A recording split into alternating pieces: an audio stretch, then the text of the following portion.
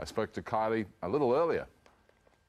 Congratulations on winning this J.C. Williamson Award for outstanding contribution to the live performance industry for this year's Helpman Awards. How good is that? Well done. Do you know what? It's mind-blowing. It's just, that's amazing. I feel so honoured and thankful. Brilliant. Who would have thought, hey? It's kind of a big deal, I would have thought. It's a huge, huge deal. I remember my very first live performances, how terrified I was. Actually, I still get really nervous. But firstly, all the people who've come to see the shows over that many years, that's just phenomenal. The kind of guts and magic that happens backstage to present a show. I just love the kind of contradiction. You have this gleaming thing on stage and then just scrambling backstage.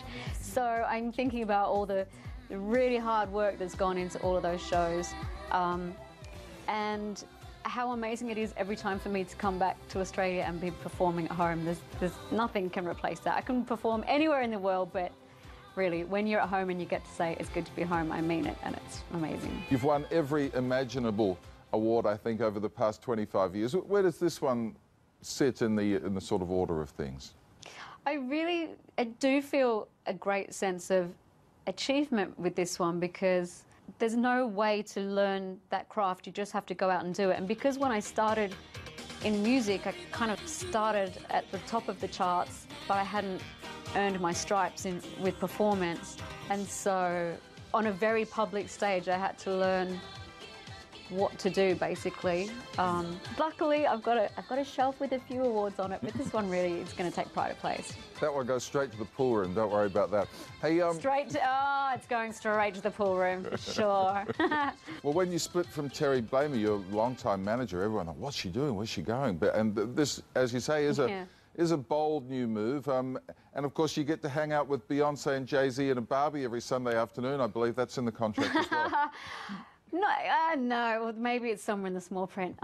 No, it's not like that kind of hanging out with Jay-Z. I don't have much to do with him at this stage, but they're also very conscious not to lose sight of my DNA, of who I am. I mean, no one's discounting 25 years of what I've done, and we want to keep that, but just try and expand, broaden my horizons of what I'm doing.